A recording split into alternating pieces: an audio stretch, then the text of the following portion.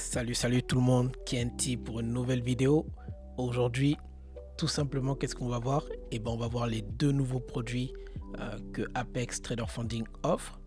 Les deux nouveaux types de comptes, dont le End of Day Trading Drawdown et le Intraday Trading Drawdown.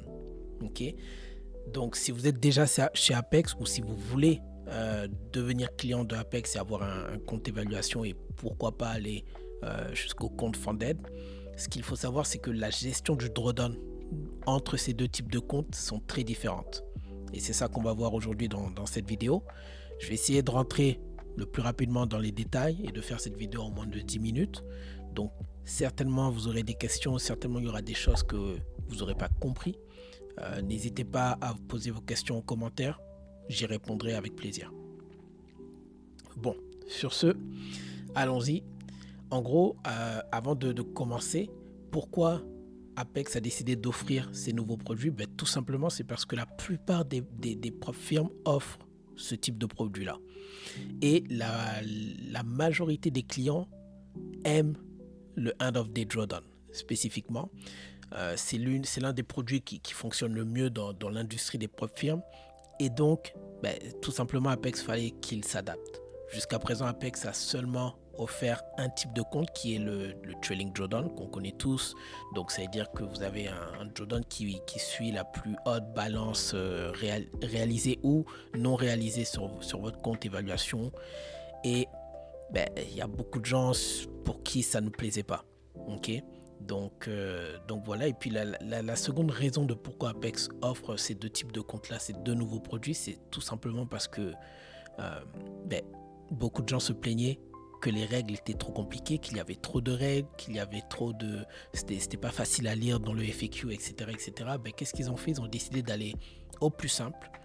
Ils ont décidé de faire quelque chose qui est concis, précis et simple à comprendre.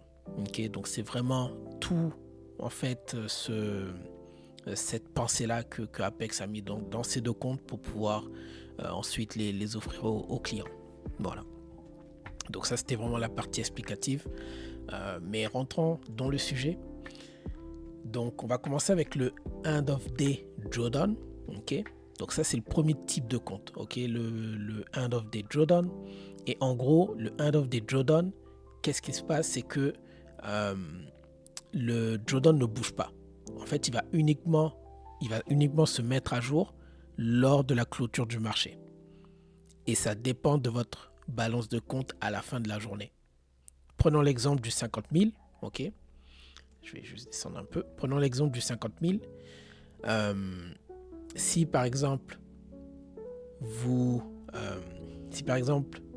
avez un compte de 50 000, votre drawdown à ce moment-là sera à 48 000. Si vous finissez la journée à 51 000, peu importe que vous avez réussi à atteindre 52 000, mais vous finissez la journée à 51 000, le drawdown va être à 2 000 de distance. Pourquoi? Parce qu'on le voit, max drawdown, c'est 2 000. Donc ça va être à 2 000 de distance de votre balance de compte à la fin de la journée. Donc si on est à 51 000, en gros, moins 2 000, ça donne 49 000. Donc on est à 2 000 de distance de la fin de la journée. Peu importe si vous avez réussi à atteindre 52 000 et qu'ensuite si vous êtes redescendu, peu importe, ce qui va être calculé, c'est vraiment la balance de compte à la fin de la journée. Et ça, c'est l'un des produits qui plaît le plus, tout simplement parce que on peut avoir une balance qui n'est pas réalisée, donc non réalisée. Donc en gros, un profit qui est en train de rouler et on le prend pas et finalement ça se retourne contre nous. Malgré que ça se retourne contre nous, notre drawdown en fait n'a pas suivi la distance à laquelle le profit est monté. Donc ça, c'est un plus, quoi. Donc c'est ce qui plaît beaucoup à certains traders. Donc en gros, c'est tout ce qui se passe avec ce End of Day évaluation. C'est vraiment la règle principale. Bien évidemment, il y a un peu plus de choses. On a un daily loss limit, pour chaque type de compte. On a aussi quelque chose de nouveau, et ça c'est pour les deux produits. Access période, donc en gros c'est la période d'accès, c'est 30 jours. qu'est-ce que ça signifie? C'est que ça signifie que vous pouvez avoir le compte, le compte en fait va être, on va dire, actif pendant 30 jours. Ok? Si vous le perdez avant 30 jours, ben, ce qui va se passer, c'est qu'il faudra en racheter un autre. Avant, ce qui se passait, c'est que le compte pouvait se renouveler. Là, maintenant, ça ne se renouvelle plus. Alors, je sens déjà les gens qui vont arriver, qui vont me dire, Kenty, 30 jours, c'est pas assez pour passer un compte, etc., etc. Ce qu'il faut savoir, c'est que lorsque le compte se renouvelait, il y avait beaucoup plus de problèmes. C'est-à-dire les gens étaient beaucoup plus frustrés, en fait, qu'autre chose. Ok, donc à un moment, il faut faire des choix, il faut faire des décisions. Apex a décidé de se dire, ok, ben, on donne 30 jours, point final. Et il y a des raisons derrière, voilà, que je ne rentrerai pas en détail ici, mais il y a des raisons derrière de pourquoi c'est 30 jours. Ok, donc voilà. En gros, il fallait qu'ils fassent un choix. Ils ont décidé de faire celui le plus simple, comme on le voit, hein. Je rappelle, simplicity. Voilà, c'est le but de tout ça. Donc, on va le faire simple, 30 jours. Et après ça s'arrête. Voilà. Alors, il y en a qui vont être contents, certains non. Écoutez, chacun ses opinions. mais voilà. Donc, il y a aussi le contrat, le max contrat qui a changé. Donc 4, 6, 8, 12, dépendamment du type de compte. Il y a uniquement 4 comptes qui sont offerts comparé à, je pense, 10 ou 11 comptes qu'il y avait avant. Pour qu'on appelle les legacy accounts. Donc en ce moment ils appellent ça les legacy accounts. Je pense qu'il y en avait 10 ou 11 au moins. Donc là voilà, c'est beaucoup plus simple. C'est beaucoup plus simple comme ça. Voilà. Donc c'est tout pour le end of day. Je pense que la dernière chose que j'ai à vous dire, c'est que lorsque vous passez le compte, vous avez 7 jours pour payer pour les frais d'activation de PA. Donc, c'est-à-dire, disons, vous avez 30 jours. Okay, vous avez 30 jours de vie. Si vous passez au 30e jour, ben, y a 7 jours qui vont se rajouter pour vous, pour que vous puissiez payer les frais pour le compte Fonden. Okay, donc, juste au cas où certains se posent la question. Voilà.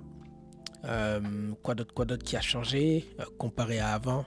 Il y a le max drawdown. Donc en gros, si vous vous rappelez, le 50 000 c'était 2500, le 25 000 c'était 1500 de drawdown, le 100 000 c'était je pense 3500 et le 150 000 il me semble c'était 5000.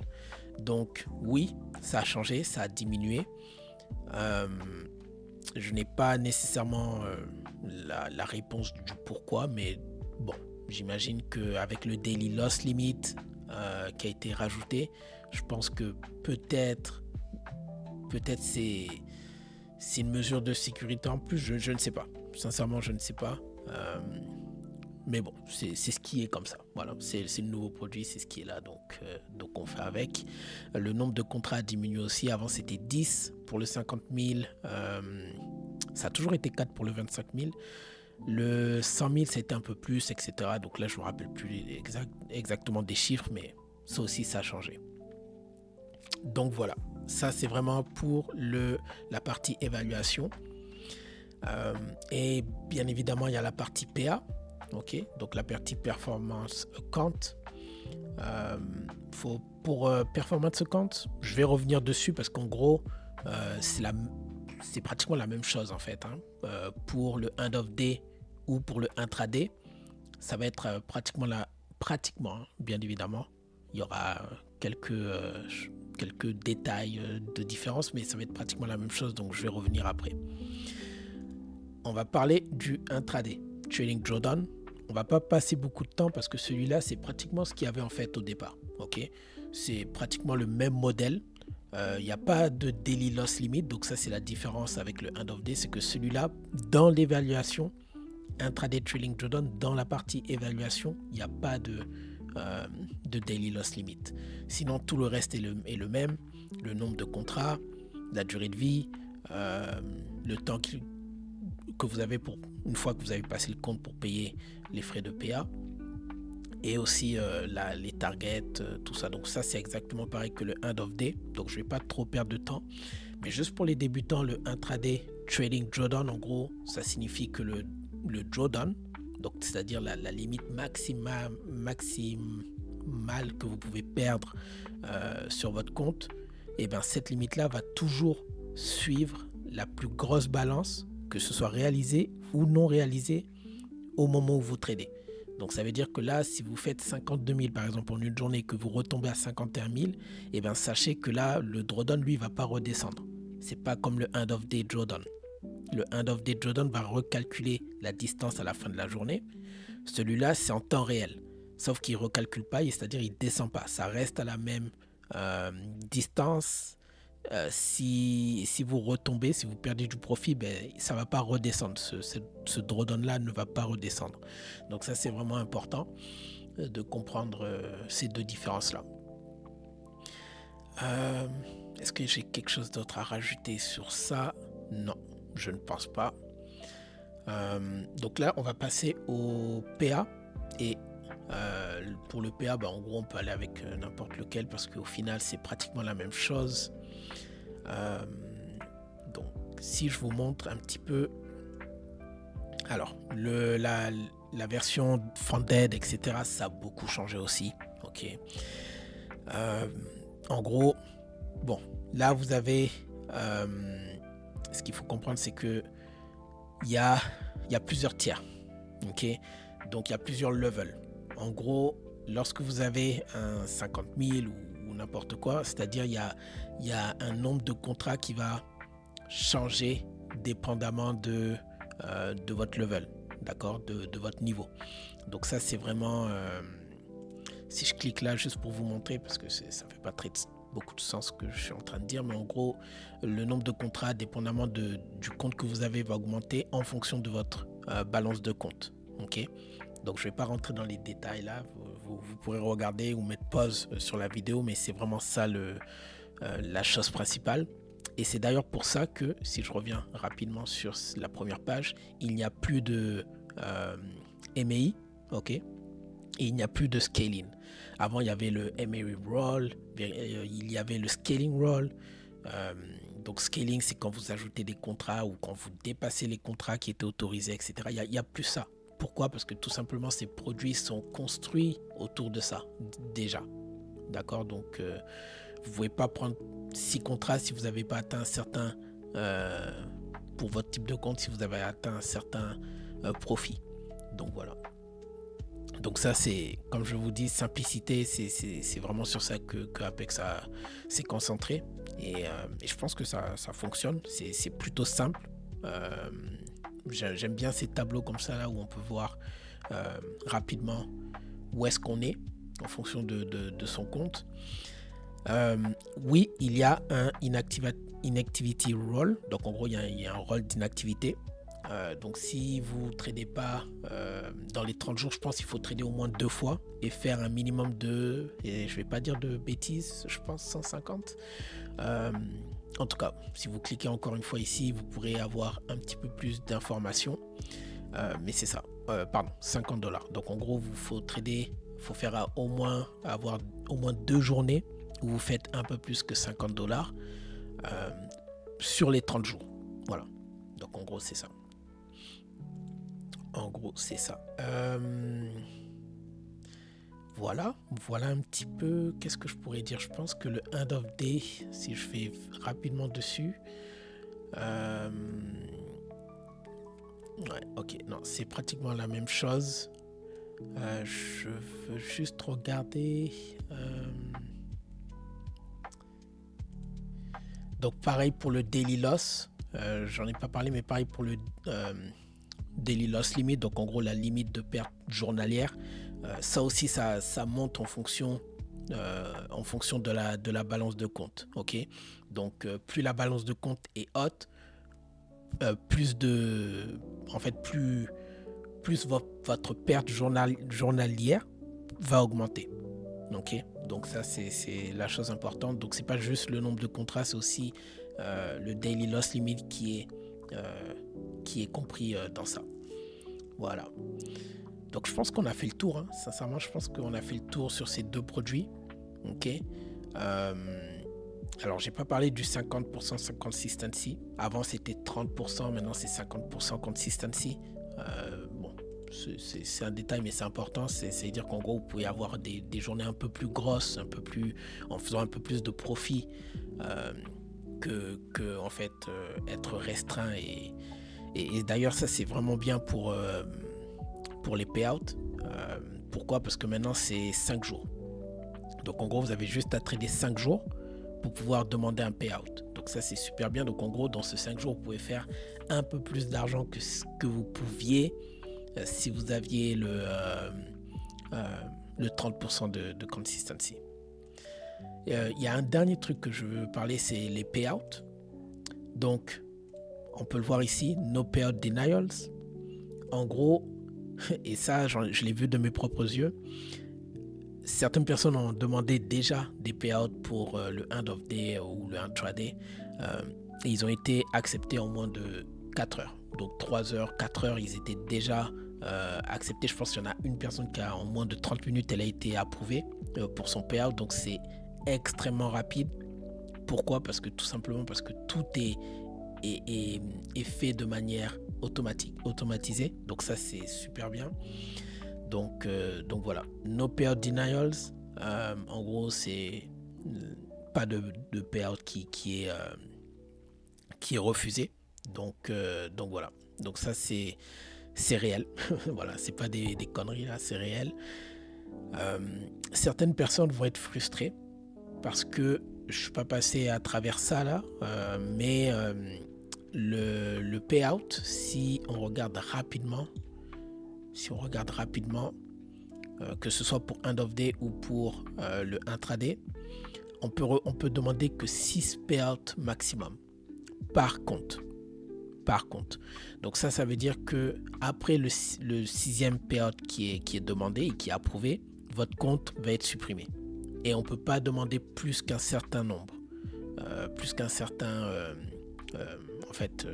certain montant dépendamment du type de compte que vous voyez. Encore une fois, il y a un tableau qui résume un peu tout ce que j'essaie de dire. Mais en gros, vous avez un 50 000. Premier payout, vous pouvez demander 1500, etc., jusqu'à atteindre le 6e payout où c'est 3000. Et ensuite, votre compte, il est fermé. Donc, vous ne pouvez pas demander 10 000. Vous ne pouvez pas demander 20 000 par compte. Ou 20 000 de profit que vous avez généré sur votre compte. Tout le reste, on va vous payer le 3000 et tout le reste qui va se passer, c'est que Apex le compte va être détruit, va être annulé. Et puis là, vous faut recommencer aux évaluations. Maintenant, certains vont être frustrés, encore une fois. Mais le nombre de personnes qui arrivent à atteindre les 6 payouts, on parle de littéralement 0, quelque chose en pourcentage. C'est extrêmement minime. Je pense, moi, j'ai seulement réussi à atteindre le 3e payout sur le Legacy account. Mais ouais, c'est rare. De toute façon, encore une fois, vous avez quand même accès à 20 comptes. Ok, 20 comptes, vous multipliez ça là, vous prenez le 50K, 20 comptes, 3000, 3 fois 20, voilà. Vous avez le montant total de ce que vous pouvez demander et ça, c'est en prenant en compte que c'est 3000. Après, vous avez quand même demandé plus même, j'imagine, pour pouvoir atteindre ça. Donc, on garde en esprit que le trading, c'est rare, dans le sens, mais faire des millions, c'est pas tout le monde. On essaie d'être réaliste et c'est ça que Apex essaie de nous faire passer comme message ici. C'est que voilà, après le 6 payout, ça s'arrête. Mais encore une fois, c'est très rare d'arriver au 6e payout, surtout avec 20 comptes. Donc voilà. C'est le petit détail, la petite parenthèse que je voulais rajouter sur ça. Et ça sera tout pour cette vidéo. Alors, je sais, je suis allé super vite. Je pense que j'ai fait plus de 10 minutes. Mais n'hésitez pas à poser des questions. Ok, moi, j'aime pas le dire, mais voilà. J'ai un pied chez Apex. Je travaille avec Apex. Donc voilà. Je pourrais vous répondre. Je pourrais vous donner un petit peu plus de détails si nécessaire.